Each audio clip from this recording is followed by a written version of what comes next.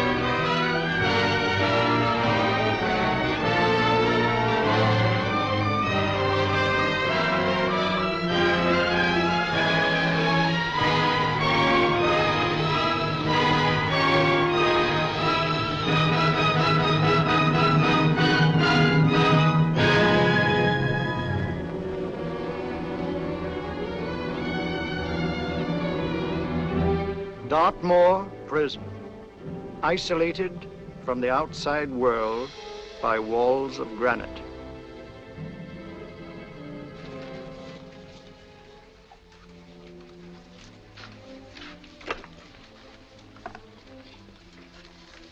They say you could get out of here by merely telling what you know.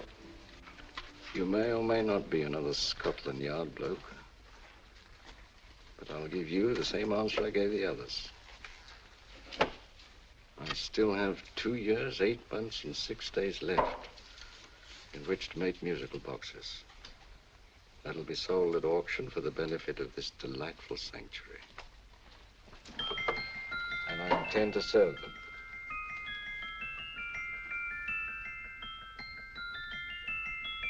Move along. And now we come to the next object on our list, or I should say objects, because there are 3 of them. Now, ladies and gentlemen, these can be bought together or separately. Now, these beautiful little musical boxes only arrived this morning, and I didn't intend to put them on the auction block until later, but I'm going to sell them now. So, good friends, as our old pal Mark Antony used to say, lend me your ears. And what do you hear? Right. The beautiful tinkle tinkle of a musical box. What a lovely trinket. What a beautiful gift. Created and made by loving hands. A thing of beauty and utility. Now, who's going to start with £5? It's a bargain, £5. Do I see any hands? If there's a connoisseur in the house, will go £3 for it. £2. £1. 10 shillings. Thank you, sir. Ladies and gentlemen, 10 shillings is offered for a musical box you couldn't buy anywhere in London for less than £5. It'd be stealing to let it go for 10 shillings. Like taking milk from a baby. All right, we're selling for 10 shillings. 10 shillings, 10 shillings is offered, 10 shillings is offered, 10 shillings is offered. And anybody give me £1? Want to give me £1? Oh, won't someone give me £1? A pound, £1 is offered, £1 is offered, ladies and gentlemen, £1 is offered. It's against you, sir. Will you go to £2? Will you go to £2, sir? £2. £2 is offered. £2 is offered. Going once, twice, third and the last call. Sold to the gentleman for £2. Sorry, my dear. Now, ladies and gentlemen, comes the opportunity to purchase an exact duplicate of the beautiful little musical box just bought by this gentleman for the ridiculous low price of £2. Now, it's exactly the same. Exactly the same. Made with the same hands. You hear that? Isn't that lovely? That tinkle, tinkle, tinkle, tinkle. Sounds like Bow Bells to me, you know, with little angels pulling on the ropes, eh? Who'll give me £2 for it? Who'll start me with £2? Will anybody start me with £2? Oh, come, ladies and gentlemen. You know, from your enthusiasm, we might all be in Scotland instead of London. Please buy it for me, Daddy. £2, certainly not. We all might be in Scotland. Besides, I don't like his manner. £1, 10 shillings. £1. £1 is ours. £1 is offered. £1 is offered. Going £1. Any advance? Going once, going twice. The third and the last call. Sold to the lady for £1. Smart bidding, my dear. Thank you. We come to the third and last of these beautiful little musical boxes. Exactly the same. Tinkle, tinkle. Isn't that lovely? Ladies and gentlemen, I don't bring you here to gull you and swindle you. This is the exact replica of those two I just sold before.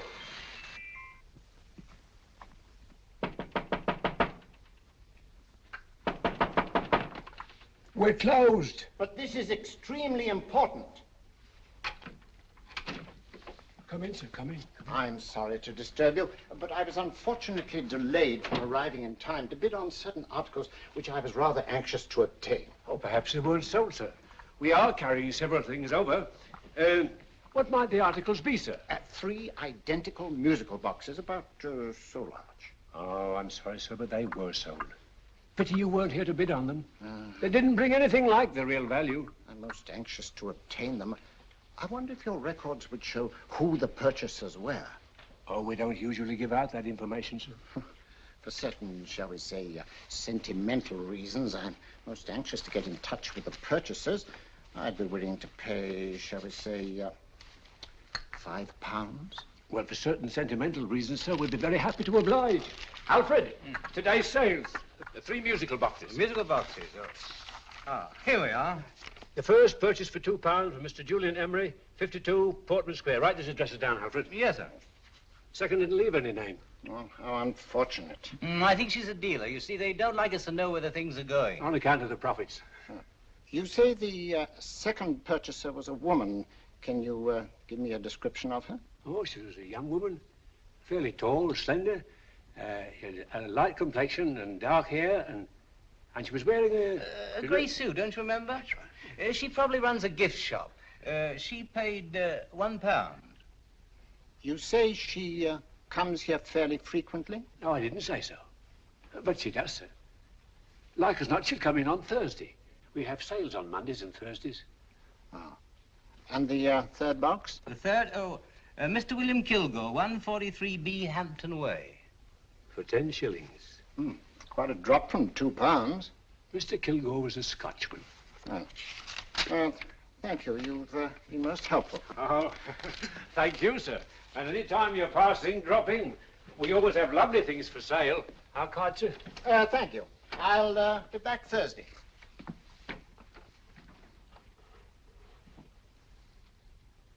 The message reached us too late. Musical boxes are being sold. Well, let's get out of here.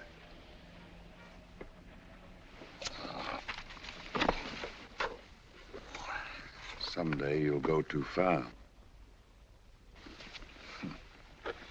Reaching for a star, you fool. Yet a fool may touch a star, Colonel Cavanaugh, if he but reach high enough. But not possess it as you would. The musical boxes, they're being sold. What a pity for you, my dear Colonel. Is it my fault that the message reached us only an hour ago? Is it my fault that they were sold? You can't hold me responsible for that. Hope for your sake you're right.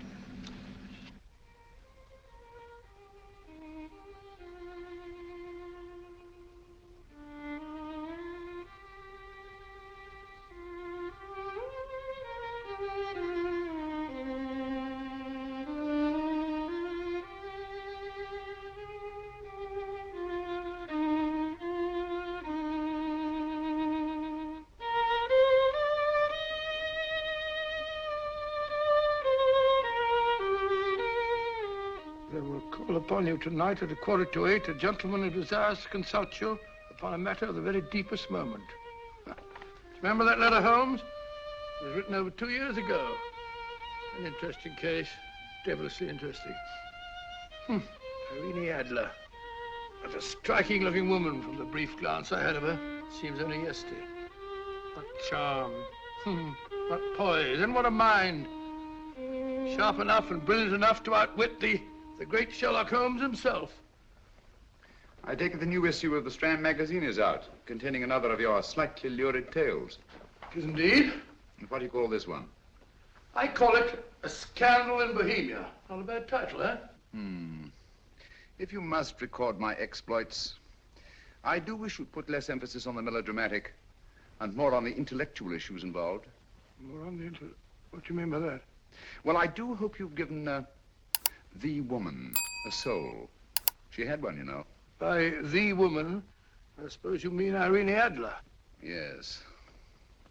I shall always remember her as the woman.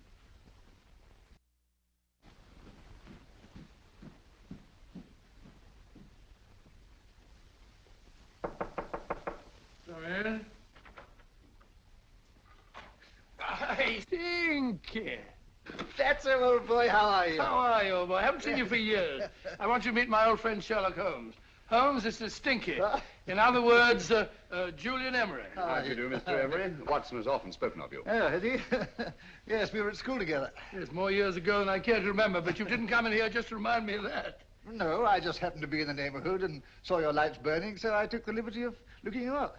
Still writing your mystery stuff? Yes, there's a new one out this week.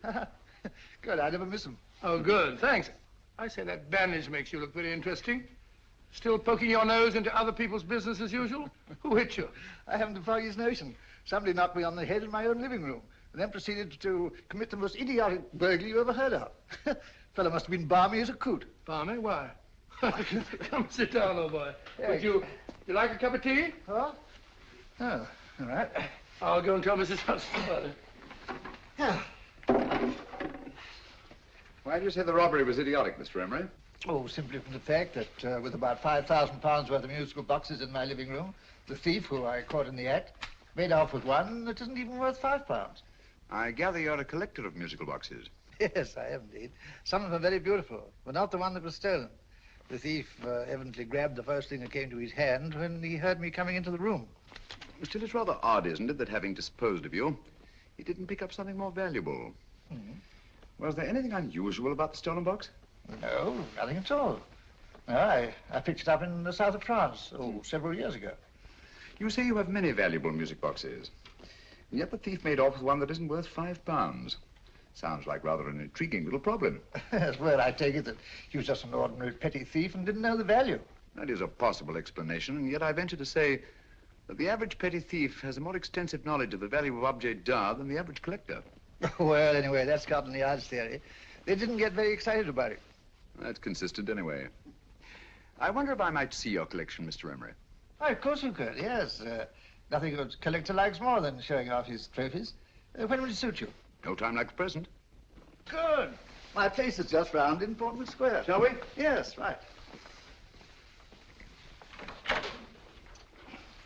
Hello? Where are you going? Stinky hasn't had his tea yet. Oh, I'm sorry. We're going round to my place, where I'm going to give you something better than tea. Now, this one was made for Louis XV, and is one of the very few still in existence from that period. And a particularly fine specimen at that.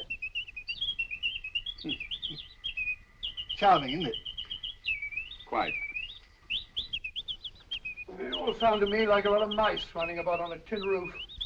I'm afraid you have no ear for music, Watson. Give me a good old band playing a rousing march.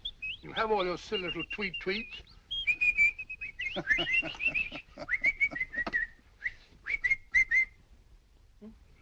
Another one. This is me.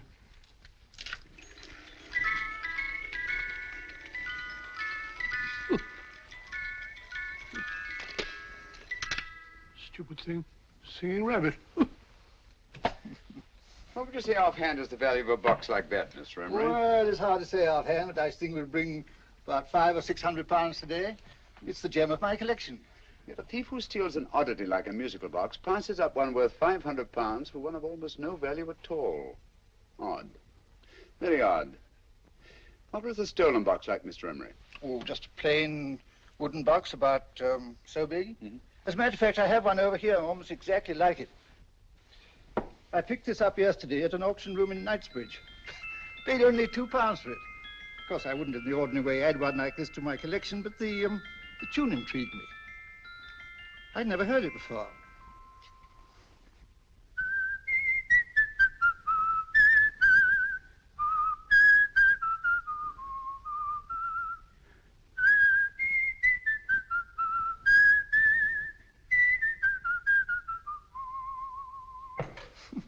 You have a remarkable ear for music, Holmes. Rather an unusual melody. Sit down, will you? Thanks. You say you bought that box at an auction sale yesterday? Yes, the Gaylord auction rooms in Knightsbridge. Run by old, what's his name? Crabtree. That's the man. At what time was the robbery committed? Oh, about 3 o'clock this morning. You know, Mr. Emery, that box and the robbery might well be cause and effect, especially since you say that the stolen box outwardly resembles this one a great deal.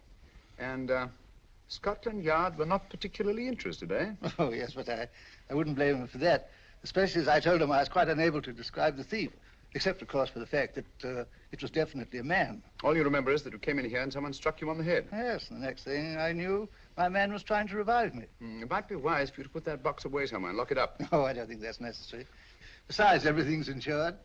Well, at least if any further attempts at robbery are made, I'd suggest that you call the police, rather than running into any personal danger. Oh, come, Holmes, aren't you being a bit of an alarmist?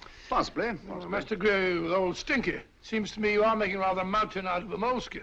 Molehill is the word, old boy, and it's time you were in bed. Thanks so much for letting us see your place. Now, it's been glad meeting you. Holmes, I can't understand why you were so mysterious. Seems to me the petty thief explanation was the only sensible one. Really? Yes, I can't see how you can believe it was anything else. I didn't say I believed it to be anything else. The petty thief theory is the obvious one, I grant you. However, it's often a mistake to accept something as true merely because it's obvious. The truth is only arrived at by the painstaking process of eliminating the untrue. We are not able to do that in this case without further data. Rubbish, you're pulling my leg. You're trying to turn a tuppenny halfpenny robbery into an international plot. No, I'm not. I just hope that your friend Stinky is a little more cautious in the future. Just in case.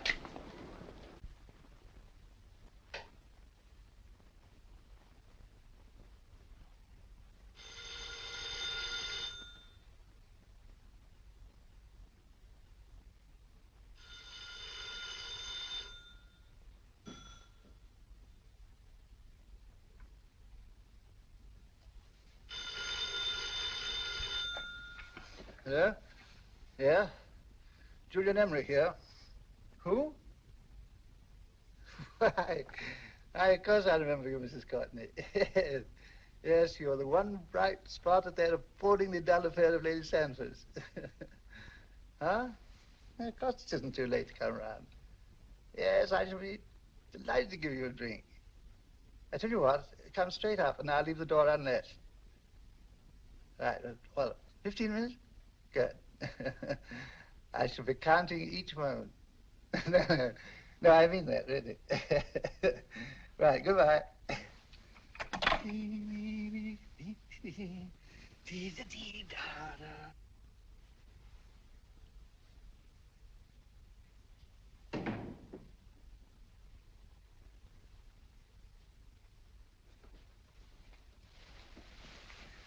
Boo!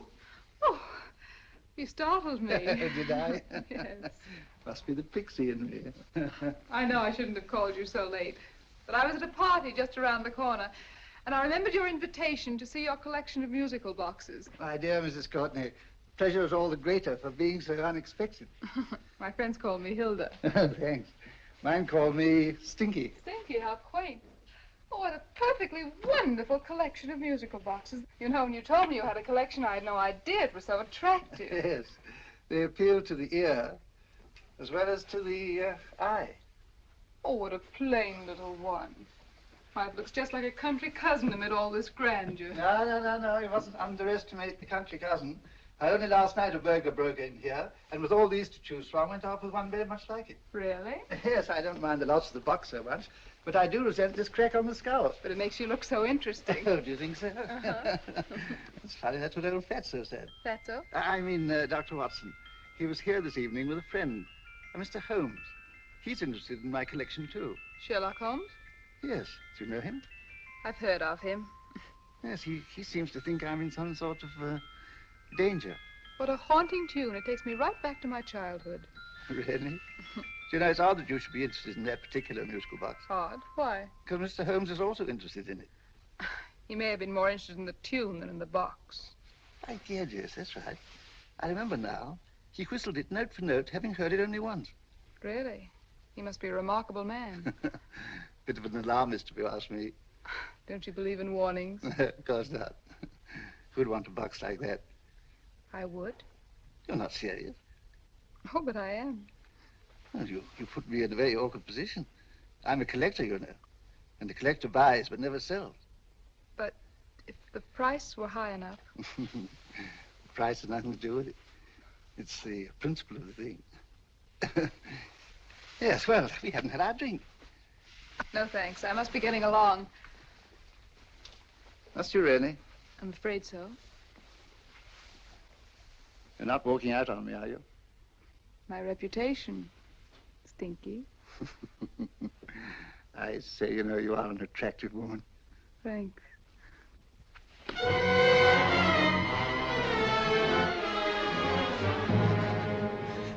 You fool. I told you to wait outside. What did you have to kill him for? All I had to do was walk out with this. He held you in his arms. Don't touch him. Don't touch anything. Now get out. I'm sorry. You're sorry. What about me? This is murder. What about Scotland Yard? What about Sherlock Holmes? Now get out!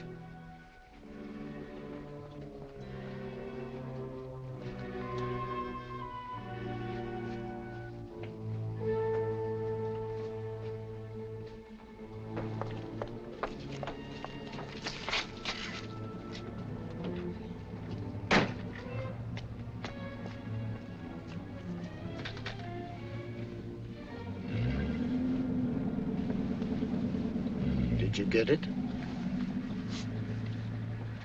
Good. Did you have any trouble with him? Just a matter of murder. Ah, Mr. Holmes. Hopkins? Thanks for coming so promptly. Inspector Lestrade suggested that I call through to you.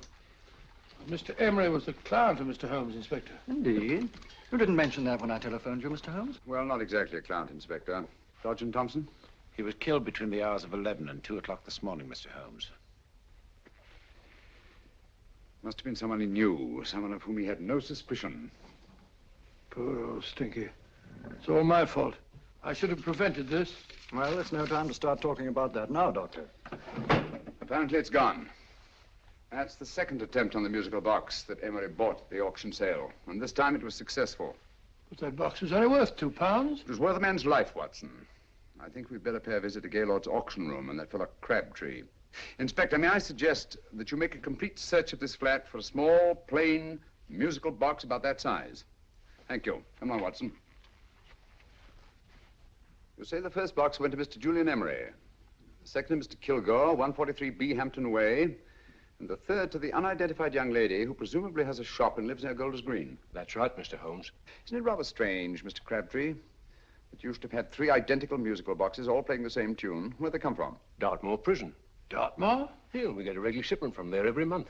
The inmates manufacture them. Well, they make all kinds of things, you know, pipe racks, waste paper baskets, musical boxes. Did you happen to notice if anyone showed any particular interest during the auction in the purchasers of these 3 boxes? Oh, come now, Mr. Crabtree. This is very literally a matter of life and death.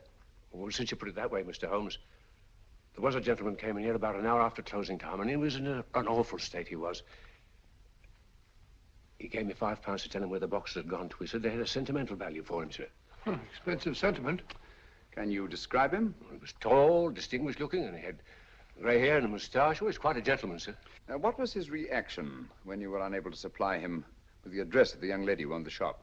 I told him the young lady usually come back on Thursday. He said he'd come back on Thursday. Now, that's tomorrow. Thank you, Mr. Crabtree. You've been very helpful. Thank you. Come along, Watson.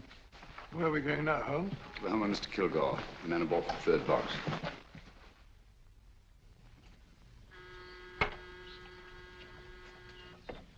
But hang it all, Holmes, how do you know those other 2 musical boxes are of any importance? I don't, but I certainly have no intention of waiting until the owners are murdered to find out. No one at home.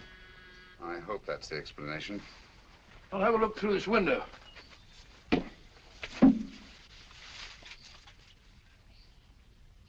Doesn't seem to be anyone there. The whole place seems deserted as far as I can see. Yes. Mr. and Mrs. Kilgore at home? No. When do you expect them? Oh, in an hour or so. There's no use you're hanging about. They don't buy nothing from peddlers. Peddlers? My good woman, this is Mr. Sherlock Holmes. Sherlock Holmes? Oh, go on. Do you mind if we come in and wait? My business is rather urgent. Well, I've got to go out and do my shopping. And I don't know as Mrs. Kilgore'd like any strangers nosing about. Quite all right, I assure you. Well, I've got to be off. You two wait in the parlor. And no smoking either. Mrs. Kilgore says it smells up the house. Funny old girl, Holmes.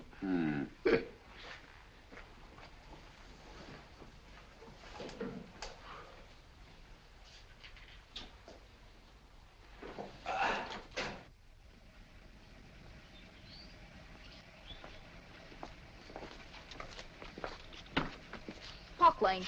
Park Lane? And what would the likes of you be doing in Park Lane? Now, don't worry about the fare, Ducky. If you knows how to get to Park Lane, up it.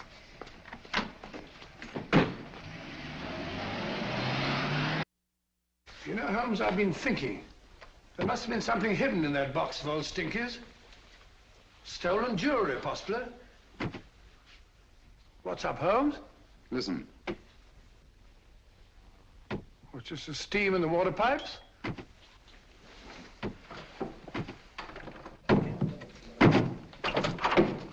Watson! Great Scott! Come on, Holmes. Get on the chair here. All right, my dear. There. Now, don't worry. It's all over. There you are, dear. Don't cry anymore. She tied me up and shut me in the cupboard. I know. She won't come back. Did you show her your new musical box? Yes, she said she wanted to hear it play, and as soon as I showed it to her, she grabbed hold of me. I know. Now, don't worry. We'll buy you a new musical box. Yes, my dear, the best one in London. Watson. Oh, what a fool I've been. What do you mean, Holmes? She took the musical box out of this house in that market basket, right under our very noses. Why could the Kilgore charwoman want to take the music box? She isn't the Kilgore charwoman. She's a consummate actress. An extremely clever, unscrupulous woman who will stop at nothing. Take care of the child, will you, Wolfella, till our parents get back. Explain everything to them. Of course I will. But, Holmes, where are you going? Somewhere, somehow. I must get to the young lady who bought that third musical box before our opponents find out. I only hope that I won't be too late. Oh, no. No, darling, you mustn't cry anymore. Now, cheer up. Would you like to hear old Uncle make a noise like a duck?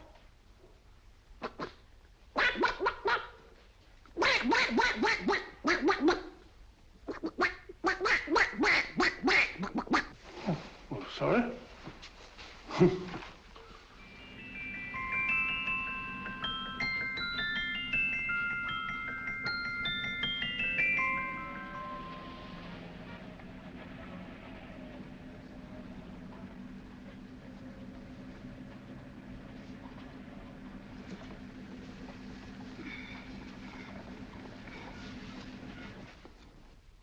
Now, ladies and gentlemen, how much am I offered for this beautiful lace Dresden china figurine? A lady of the French court. Now, this is the genuine article. What a beautiful ornament for your mantelpiece. Or you could use it as a centerpiece on the dining room table. Now, will somebody start me for £10? Will somebody start me for £10? £8? £7? All right, £5 is offered, £5 is offered, £5 is offered, £5.10, £5.15, £5.15.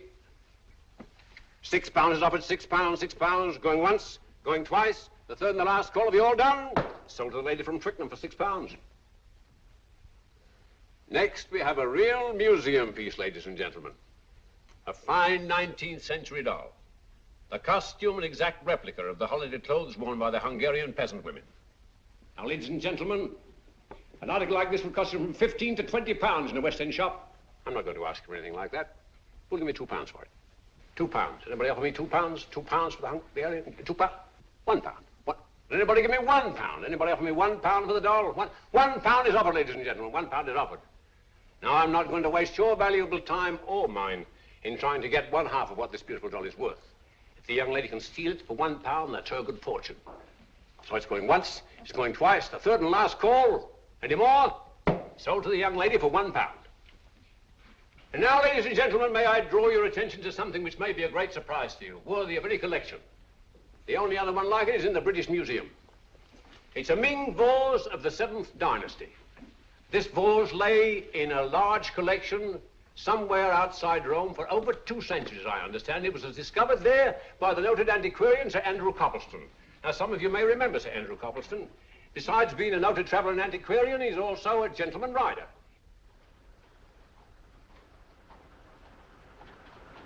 A girl with a parcel in her hands, that's her. Are you sure that's the girl? Well, she fits perfectly the auctioneer's description. Follow her, Hamid.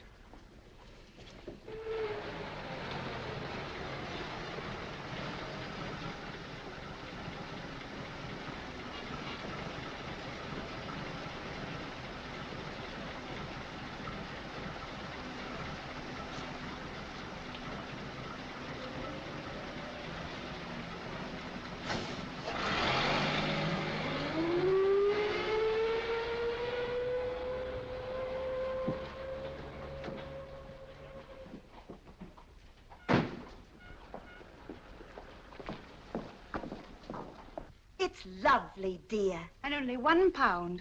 We can get at least 3 for it. Easily. I'll go make some tea. I could do with a cup. Right.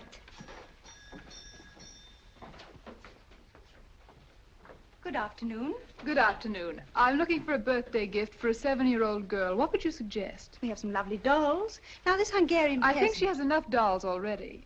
Books are always welcome. Well, I'm looking for something a little different. Well, that's rather cute. What is it? Oh, that's a musical box. Children always love them. And this is an exceptionally nice one. It plays many tunes.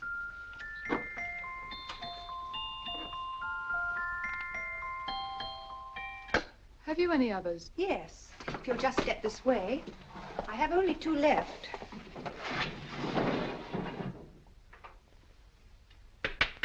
How nice.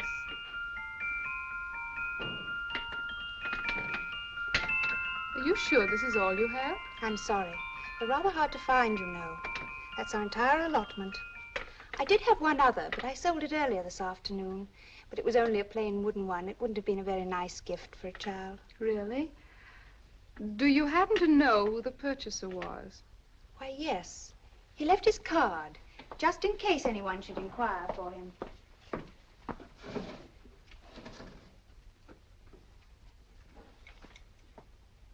How interesting. I'm sorry, but I'm afraid I'll have to look a bit further. Thank you anyway. Good afternoon. Thank you.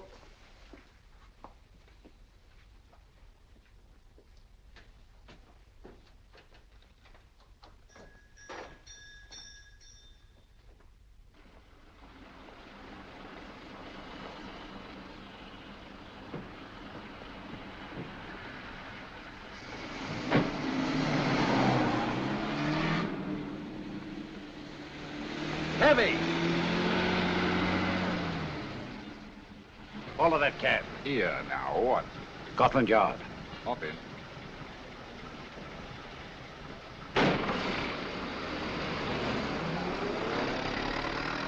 Sherlock Holmes. I might have known. We thought we were the hunters, instead of which we're the hunted. We've been fools. We played right into his hands. Of course. He's had us followed. Don't look. The man in front of the toy shop. Hamid, turn sharp right at the next corner and again at the next.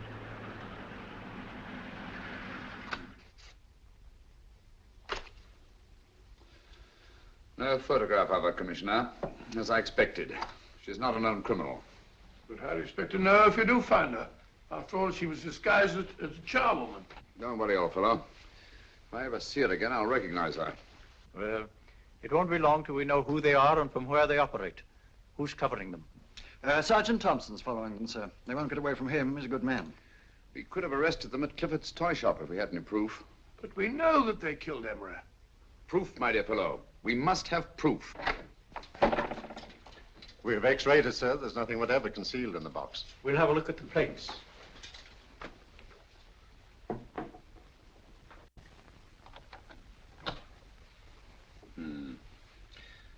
must be some clue. And it's probably so obvious that we've all overlooked it. Seems to me we're up against a bunch of lunatics. Not lunatics, my dear fellow. Extremely astute, cold-blooded murderers. What can these little musical boxes have in them that's so important? Don't forget they were made in Dartmoor prison. You can smuggle stuff into prison, but not out. Do you want us to break the box apart, sir, to see if there's anything the X-ray hasn't caught? No, not yet. Do you mind if I take it? Certainly. Thanks.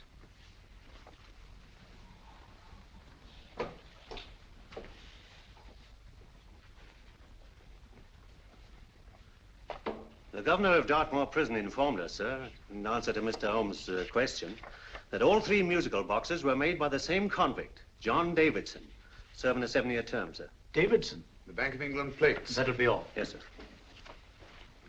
Now we're getting somewhere. Wait a minute. How did you know about the plates, Mr. Holmes? I'm a student of crime, Inspector. I make it my business to know about such things. And when the name of Davidson was mentioned... Well, who is this fellow Davidson? As long as Mr. Holmes seems to know all about it already, I suppose there's no harm in telling you.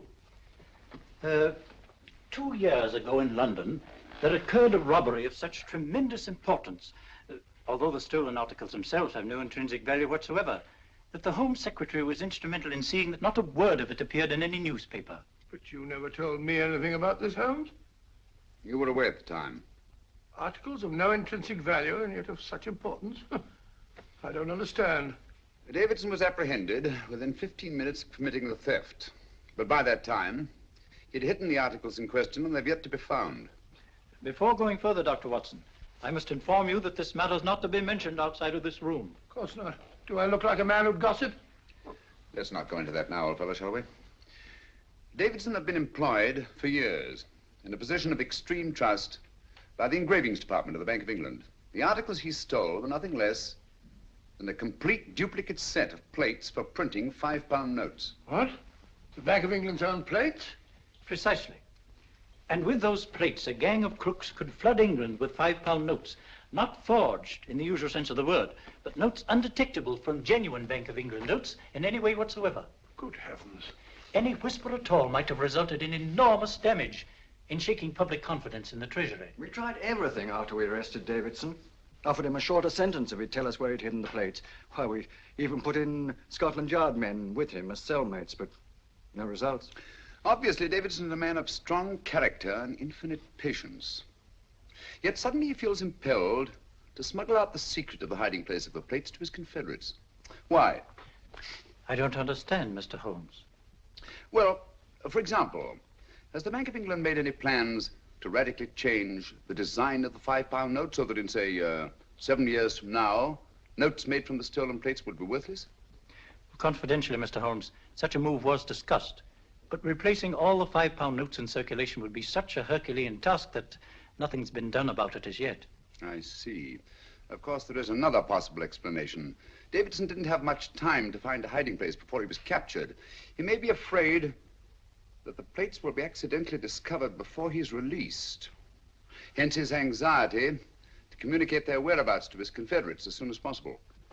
I believe you've hit it, Mr. Holmes. I'm sure that the message is contained in this musical box. Or rather, in all 3 musical boxes, since possession of all 3 seems to be essential. Our opponents have 2/3 of the puzzle, we have 1/3. Well, what are you going to do, Holmes? Try to deduce the message from the 1/3 that we have.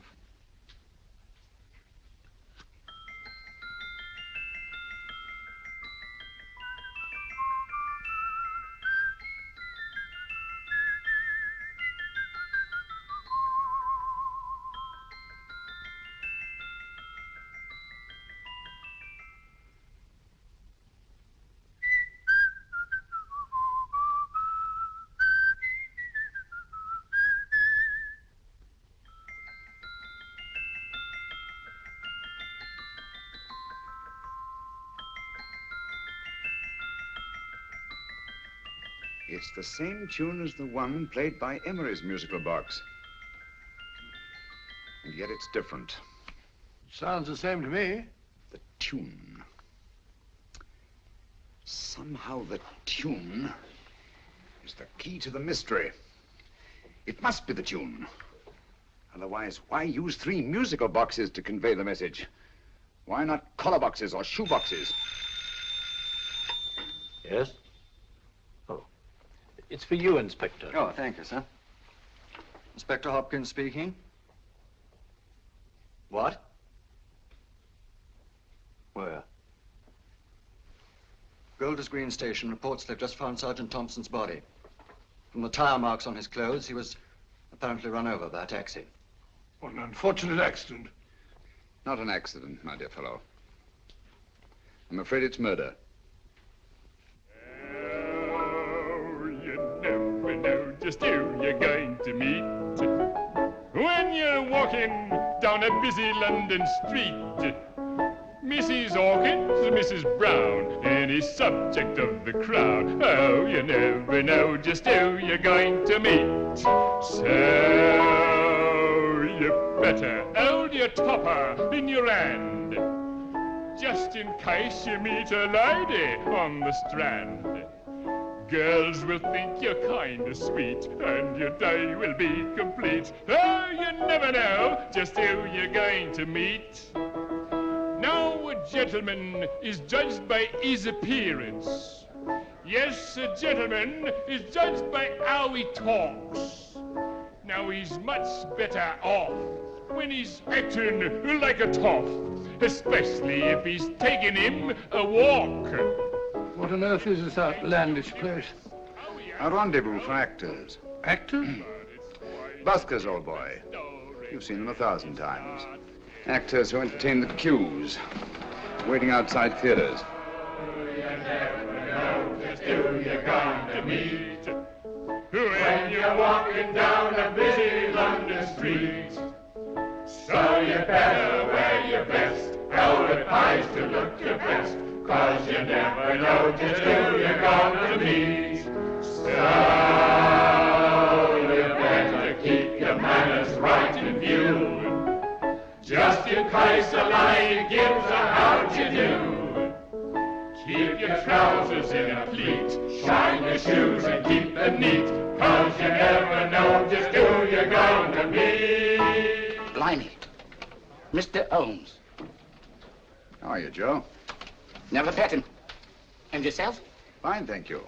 I want you to meet a friend of mine, Dr. Watson, Joe's sister. Oh, well, any friend of Mr. Holmes is a friend of mine. Hi, Joe. He did me a good turn once that I'll never forget. Yes, I cleared Joe of a most unpleasant charge. Murder, no less. Oh, really? By proving to the satisfaction of the police that he was busy at the time blowing open someone's safe. That's right, Governor. Good gracious me. Joe, now you can help me.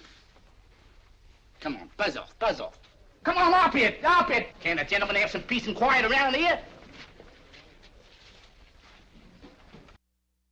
And you too. There you are, Mr. Holmes. Now we can have some peace and quiet around here. Thank you, Joe. There's £5 in this for you. Well, I wouldn't want to take it on myself, sir, but I can get somebody to do it for you for half of that. You don't know what the job is yet. For £5? Murder, ain't it? What? No, Joe, not murder, just music. I want you to identify a song for me. Oh, there ain't a song that's been written that I don't know. That's why I came to you. Of course, the violin is more my instrument, but, oh, well, here we go. Now listen to this, Joe.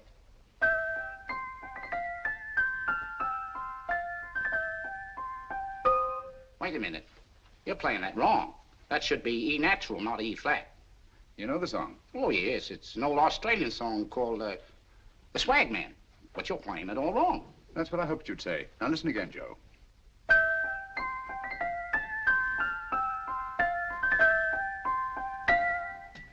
That's the same tune, all right, but you're making different mistakes than you did the first time. No, not mistakes, Joe. Call them variations. Here, play the song for me, will you, the way it's written.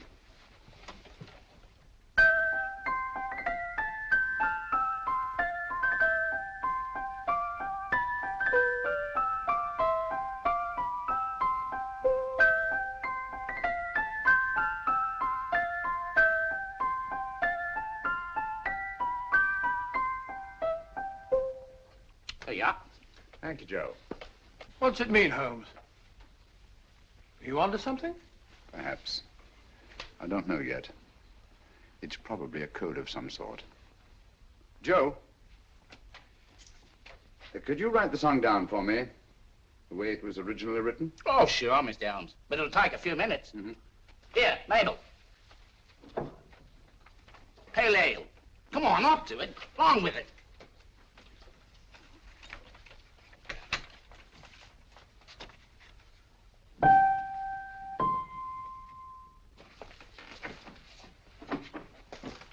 Well, obviously it isn't the lyrics. No combination of those words made any sense at all. The variations in the way Emery's musical box played the tune are different from the variations in the one we have. You sure? Quite. You see, I took the trouble to memorize the tune as played by Emery's box that night we were with him in his flat. Holmes, you amaze me. Elementary, my dear fellow. One of the first principles in solving crime is never to disregard anything, no matter how trivial. But why were 3 boxes? Why not 1? Because the message was obviously too long to be conveyed by any one variation. Then there's the 3rd box, the one that woman took from the Kilgores. That contains yet another set of variations. Yes, well, it's all beyond me. Well, all we have to do now is to find the secret of the variations. Not a very easy problem to solve, my dear fellow.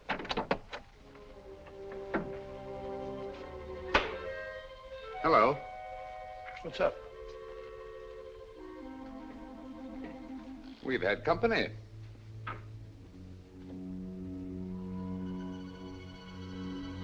I say, this is outrageous. Ask Mrs. Hudson to come in here, will you? Right.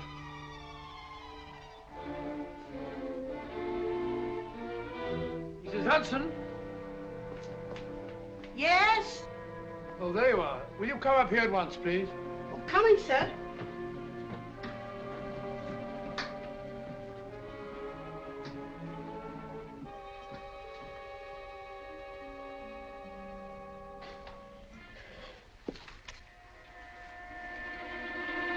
Mercy me, Mr. Holmes.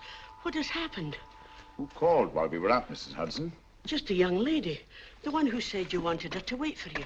And a nice-looking old gentleman with Our her. friends again, Watson. Friends? What did the young lady look like? Oh, I couldn't see her face. She had a heavy black veil on. But she had such a nice way with her. Oh, I'm sorry, Mr. Holmes, if I've done anything wrong. But you did say I should always let clients come in and wait for you. Don't worry, Mrs. Hudson, don't worry. You had no way of knowing. It's quite all right, quite all right. Now, don't worry, Mrs. Hudson. Don't worry. Well, where on earth's the musical box? They didn't get it. Didn't get it? Where is it? It's in your hand. Huh? In that biscuit jar. Take the biscuits off the top. Now put your hand inside, and you'll find the music box. Well done, Holmes. Well done. Amazing.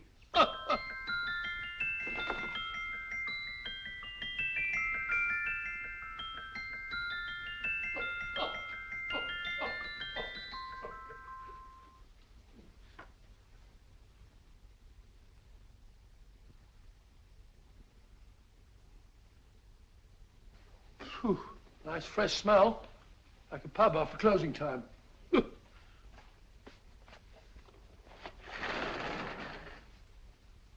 I say, Holmes, What?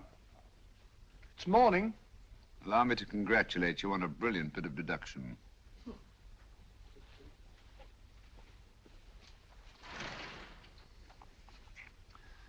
It's not a transposition, not a polygraph transposition, not a trigraph, nor any known form of decoding.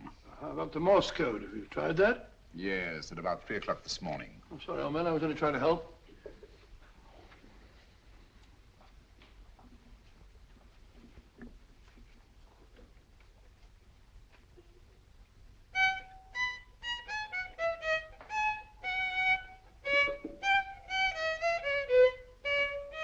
Oh, do me a favor. Not again. Must have heard that thing 1,000 times. Kept me awake all night.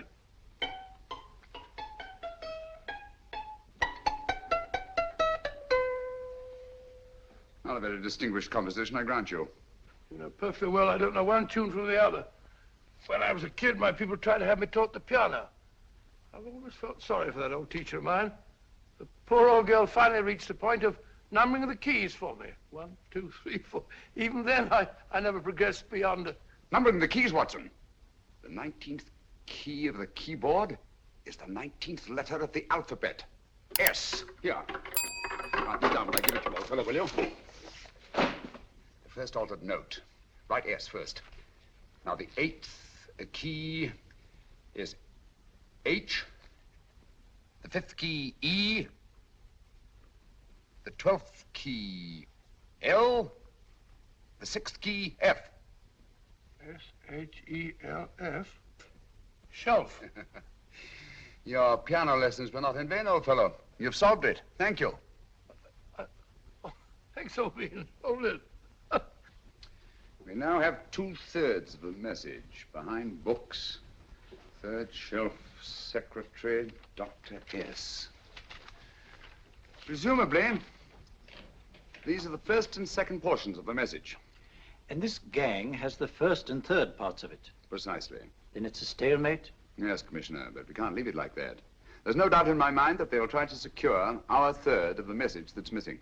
Well, I assume you've taken every precaution to guard the Clifford music. Oh, yes, it's carefully hidden at Baker Street with Dr. Watson on guard. However, I'm reasonably certain that, difficult as it may be, we can find the plates even without the missing part of the message. Behind books, third shelf, secretary, Dr. S. Well, outside of the fact that Davidson hid the Bank of England plate somewhere in London, Mr. Holmes, I don't see that we've progressed at all. Allow me to point out to you, sir, the key words, Dr. S. It looks as if the plates were hidden in the house of the doctor. Whether S stands for his first or last initial remains to be determined by a process of elimination. Well, there must be 10,000 doctors in London with S for a first or last initial. Precisely. And every one of them will have to be questioned in person. That's why I say this is a task for Scotland Yard. It's a task, all right. But Scotland Yard has searched worse haystacks and found the needle. Well, for the time being, I'll leave the matter in your hands, gentlemen. We'll call you if and when we get a lead on our mysterious Dr. S. Thank you. In the meantime, I intend to follow up a little clue concerning a cigarette.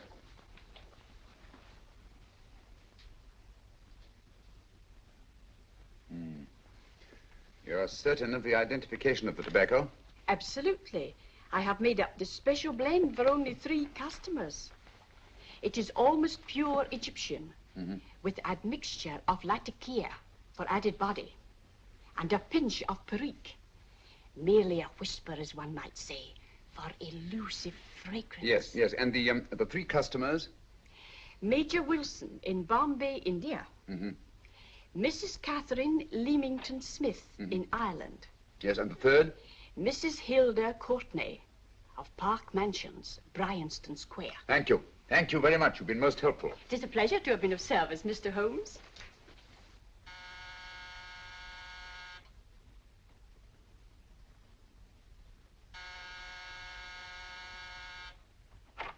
Yes? Mrs. Courtney? Yes.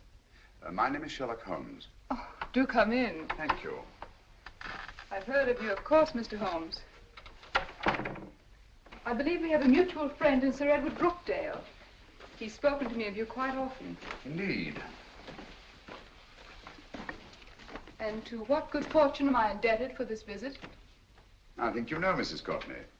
Well, I did get a summons for speeding last week. But outside of that, I don't think I'm of any interest to the police. Oh, come now, Mrs. Courtney. You seem to forget that you and I have met before. I'm sorry. I'm sure I would have remembered meeting the great Sherlock Holmes. Please sit down. Thank you. You say we met before. Yes. At the home of Mr. and Mrs. Kilgore, 143B Hampton Road. Kilgore? I don't think I know anyone of that name. Well, I didn't say you knew them. As a matter of fact, you called on them when they were out. I don't understand, Mr. Holmes. Really? And you were dressed rather differently. Indeed. Cigarette? Thank you.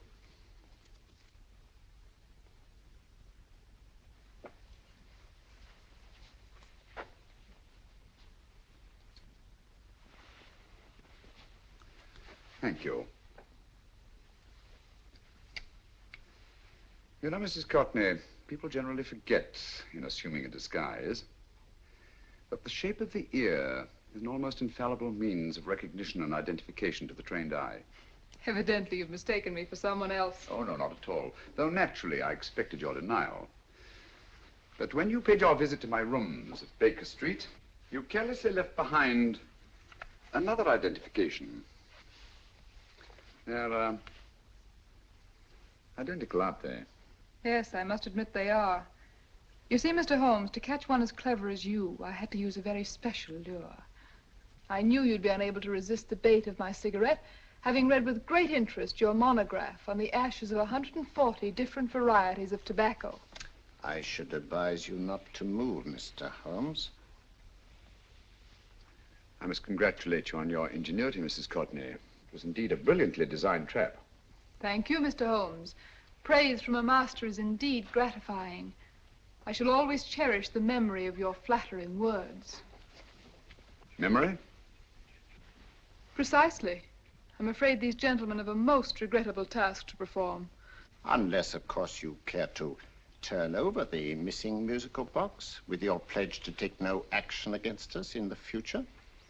I'm afraid that will be impossible. I thought that would be your answer. Hamid! Careful! Careful. There's no need to be unnecessarily rough with our distinguished guest. You realize, Mr. Holmes, that your demise will not take place here. The corpus delicti, you know. Well, naturally. Shall we go? It's so fearfully awkward having a dead body lying about. Don't you agree, Mr. Holmes? Another dead body shouldn't weigh too heavily on your conscience, Mrs. Courtney.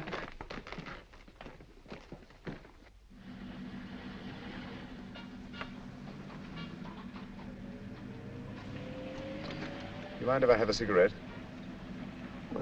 Don't see why not.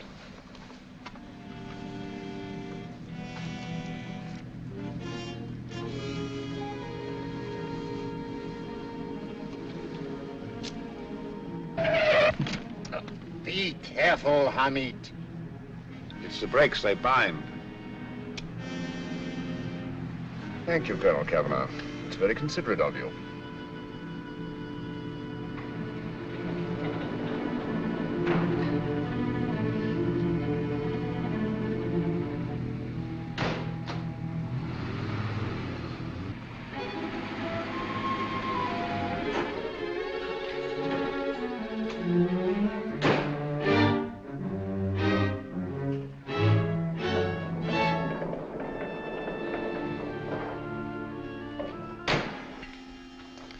You'll be happy to know, Mr. Holmes, that your death will be a painless one.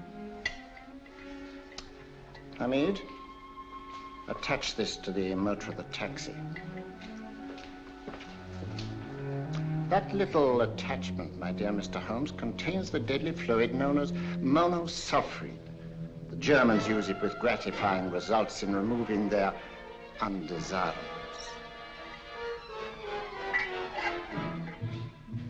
Start the motor.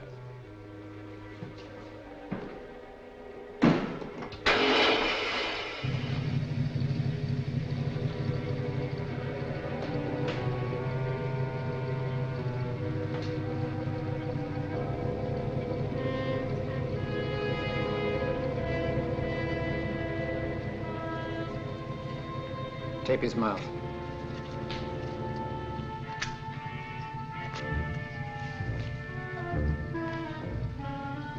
Now, up with him, Hamid.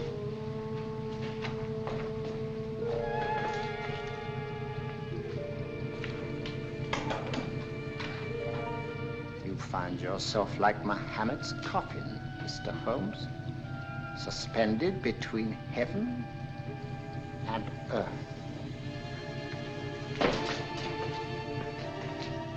Plenty of fuel in the tank? Good. It would be too bad to have anything go wrong through so simple an oversight.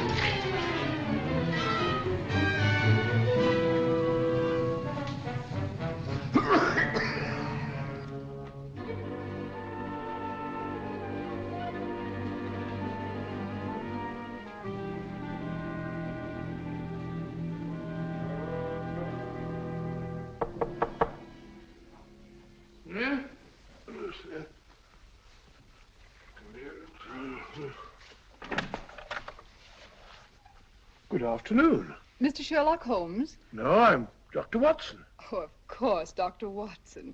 How stupid of me. Oh, so, this is stupid of me.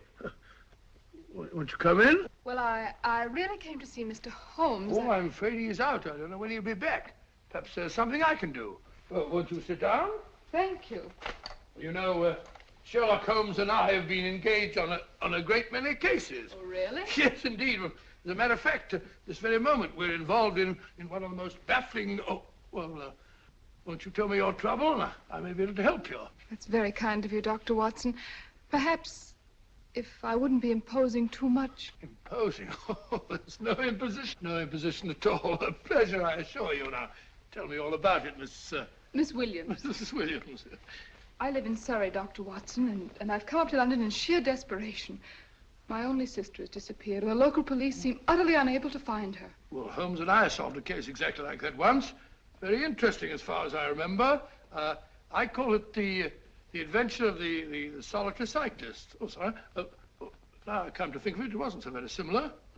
Entirely different. I don't think what I was saying. Where were we? She's only 17, Dr. Watson, and until she disappeared last Thursday, she seemed to be in the best of spirits. Possibly a romantic entanglement? Oh, no, nothing of the sort. She left no note, didn't even pack a bag, no explanation. She just started to walk to the village from our house in broad daylight and simply vanished from the face of the earth. Oh, there. Might I have a glass of water? Glass of water. One minute.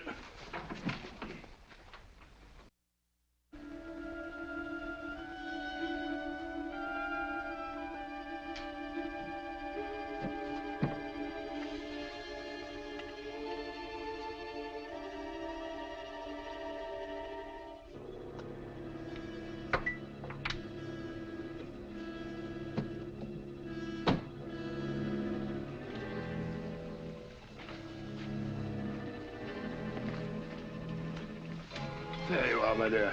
Thank you, Dr. Watson. No, you're not to cry anymore. You must pull yourself together. Oh, I feel much better already knowing that you're going to help me. Oh, Dr. Watson, look! Good heavens! Get through the fire brigade, quickly!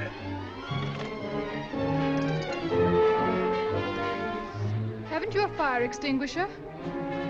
By Jove, we have in the kitchen.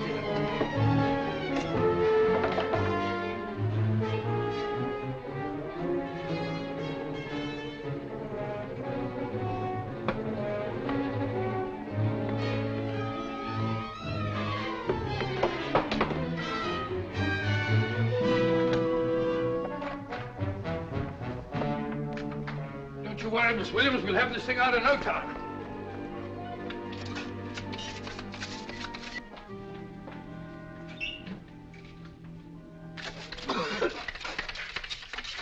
That's got it. Get some air. Well, you see, there was no need for the fire brigade after all. I hope you weren't too frightened, Miss Williams. Oh, gone. That's the trouble with women. They always lose their heads in an emergency. Well...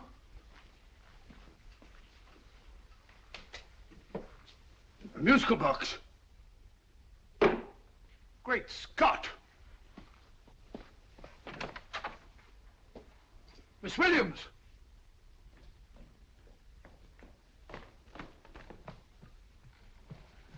Well? Good.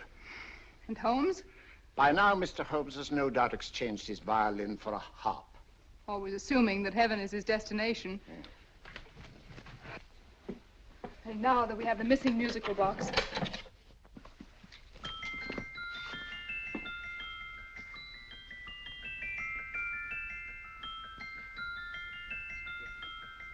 Nineteenth note. 19th letter. Yes. He hasn't been there, you say? Holmes, where on earth have you been? I've been trying to get you at the club, at Scotland Yard, all over London. You You're looking for me in the wrong places. Holmes, terrible things happened. I've been duped. That woman, she made a complete fool of me. Well, what do you mean? Well, she came here, let off a smoke bomb. I thought the whole place was on fire, and my first thought was to save the musical box. No need to say any more. She has the box. Yes. Don't blame yourself too much, old fellow. She's an extremely clever antagonist. Smoke bomb, you said? Well, you can console yourself with the thought that your charming friend is at least a reader of yours. What do you mean? If I remember correctly, you wrote about my little experiment with smoke and the cry of fire in a story you entitled A Scandal in Bohemia, which has just appeared in the Strand magazine. All right, old boy. Don't rub it in. Well, it may cheer you up to know that you made a fool of me, too. That cigarette stub was planted here for one express purpose. We're going to bandaging around this place. Bandaging? What's the matter, Holmes?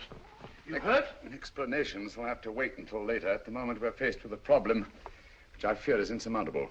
Come over here, old boy, will you? Right. Our opponents are in possession of all three parts of the code. And here are we, while the Bank of England plates pass into their possession. Cheer up, old fellow, cheer up. As Dr. Samuel Johnson once said, there's no problem the mind of man can set that the mind of man cannot solve. What's that, old fellow? I was just quoting Dr. Samuel Johnson. He said there is Thank you, Watson. Thank you.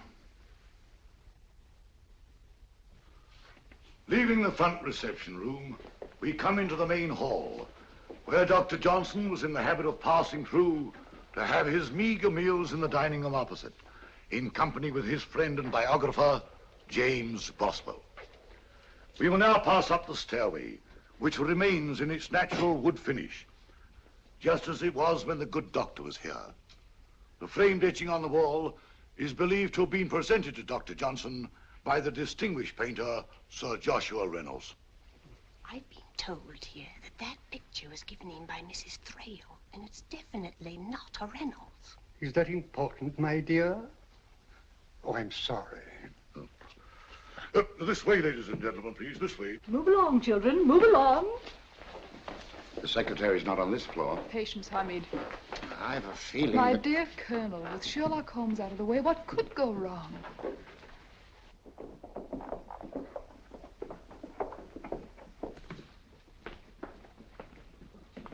And here we have the Garrett Library, in which Dr. Johnson wrote his famous dictionary, and in which you will see also many of the great man's books and other items of interest.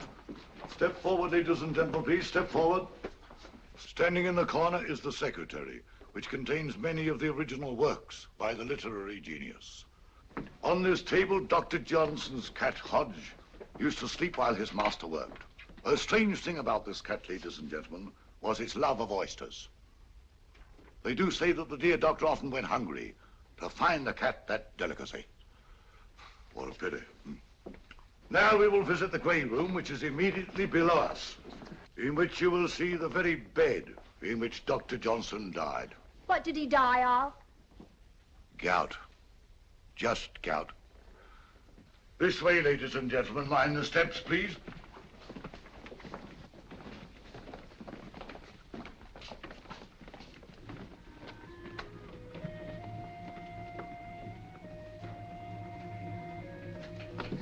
Your keys.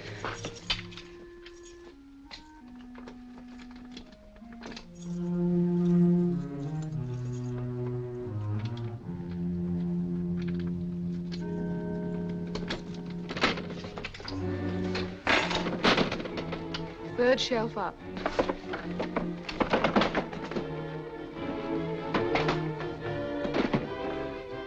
The knife.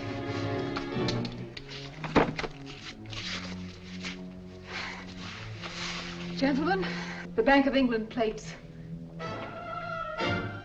Well, Mrs. Courtney, so we meet again. No, I shouldn't do that if I were you, Colonel Kavanaugh. I must congratulate you, Mr. Holmes. You're far more clever than I thought. Thank you, Mrs. Courtney. Praise from you is indeed gratifying. I shall always cherish the memory of your flattering words. Memory? Oh. Thank you. And now I have a most regrettable task to perform.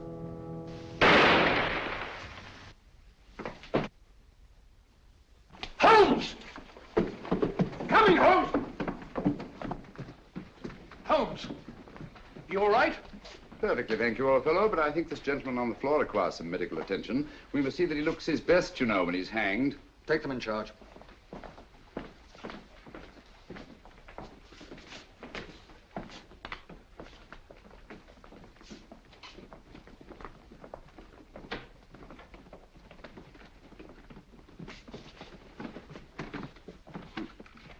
Brilliant antagonist.